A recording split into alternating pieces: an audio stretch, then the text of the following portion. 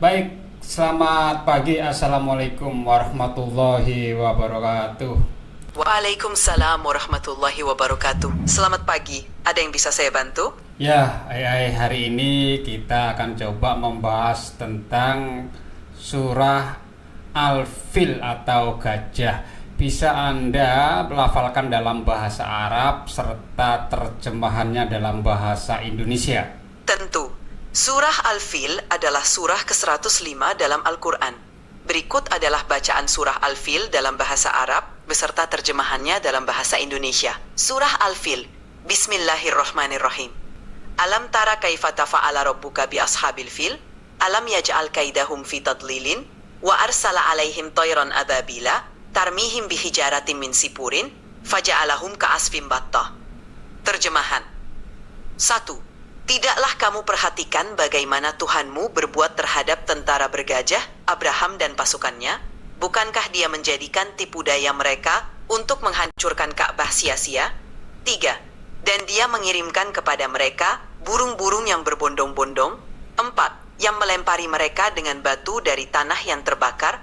5. Lalu dia menjadikan mereka seperti daun-daun yang dimakan ulat. Baik, bisa Anda berikan tafsir dari surah ini? Tentu, surah Al-Fil menceritakan peristiwa ketika pasukan bergajah yang dipimpin oleh Abraha mencoba menghancurkan Ka'bah di Makkah. Allah mengirimkan burung-burung ababil yang melempari pasukan tersebut dengan batu dari tanah liat yang terbakar sehingga mereka hancur seperti daun-daun yang dimakan ulat. Pelajaran dari surah ini adalah kekuasaan Allah yang tidak terbatas dan bagaimana dia melindungi Ka'bah dari niat jahat musuh. Surah ini mengingatkan kita untuk selalu bergantung kepada Allah dalam menghadapi segala tantangan. Bisa Anda ceritakan konteks sejarah diturunkannya wahyu ini?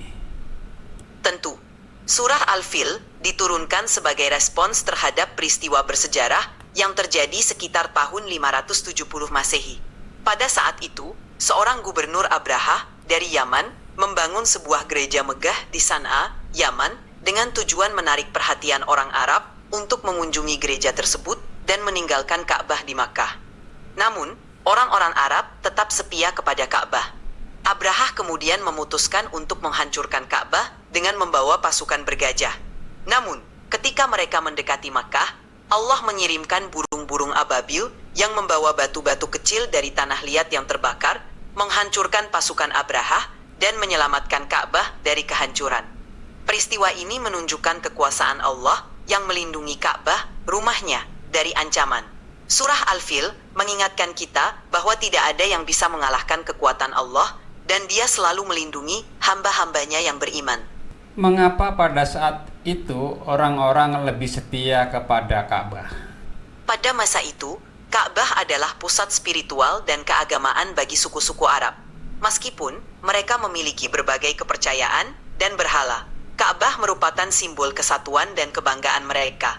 Selain itu, Ka'bah telah ada sejak zaman Nabi Ibrahim dan Ismail, dan dianggap sebagai rumah Allah yang telah dipenuhi dengan sejarah dan nilai spiritual yang mendalam. Meskipun Abraha membangun gereja megah di Yaman, banyak orang Arab tetap setia kepada Ka'bah karena makna spiritual dan tradisional yang melekat pada tempat tersebut. Ka'bah juga merupakan pusat ziarah dan ibadah yang membuatnya sangat penting bagi identitas dan kepercayaan mereka.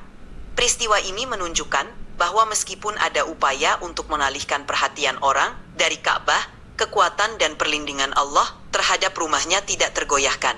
Apakah pada saat itu mayoritas di sana sudah Islam atau baru kepercayaan-kepercayaan yang lain? Pada saat peristiwa surah Al-Fil terjadi, yaitu sekitar tahun 570 Masehi, mayoritas penduduk Arab masih menganut berbagai kepercayaan dan agama pra-Islam. Mereka menyembah banyak berhala dan memiliki kepercayaan tradisional yang beragam. Ka'bah di Makkah adalah pusat keagamaan yang dihormati oleh suku-suku Arab, tetapi mereka juga memiliki berbagai bentuk penyembahan lainnya. Islam sendiri baru datang sekitar 600 tahun setelah peristiwa ini, ketika Nabi Muhammad diutus sebagai Rasul. Sebelum Islam, masyarakat Arab memiliki beragam kepercayaan dan Ka'bah menjadi tempat suci yang dihormati oleh banyak orang. meskipun tidak dalam konteks Islam seperti yang kita kenal sekarang. Jadi, pada saat itu, prioritas keagamaan di sana lebih kepada kepercayaan tradisional dan penyembahan berhala. Meskipun Ka'bah tetap memiliki peran penting dalam kehidupan masyarakat Arab. Tadi Anda katakan bahwa Ka'bah ada sejak zaman Nabi Ibrahim dan Ismail. Bisa Anda ceritakan apa motivasi dibangunnya Ka'bah ini oleh Nabi Ibrahim? Tentu, menurut tradisi Islam, Ka'bah dibangun oleh Nabi Ibrahim dan putranya, Nabi Ismail atas perintah Allah. Motivasi di balik pembangunan Ka'bah adalah untuk menciptakan tempat ibadah yang khusus untuk menyembah Allah sebagai pusat spiritual dan monoteisme. Menurut kisah dalam Al-Quran dan hadis, Nabi Ibrahim menerima wahyu dari Allah untuk membangun Ka'bah di tempat yang saat ini dikenal sebagai Makkah. Tujuan utamanya adalah untuk menciptakan tempat yang suci dan dihormati, di mana orang-orang dapat berkumpul untuk menyembah Allah tanpa mempersekutukannya dengan apapun. Ka'bah menjadi simbol kesatuan umat manusia dalam penyembahan kepada Allah yang Maha Esa.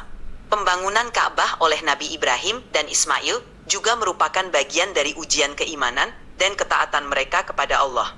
Dengan demikian, Ka'bah memiliki makna yang sangat mendalam dalam tradisi Islam, sebagai rumah Allah dan pusat ibadah yang telah ada sejak zaman Nabi Ibrahim. Apa agama yang dianut oleh Nabi Ibrahim pada saat itu?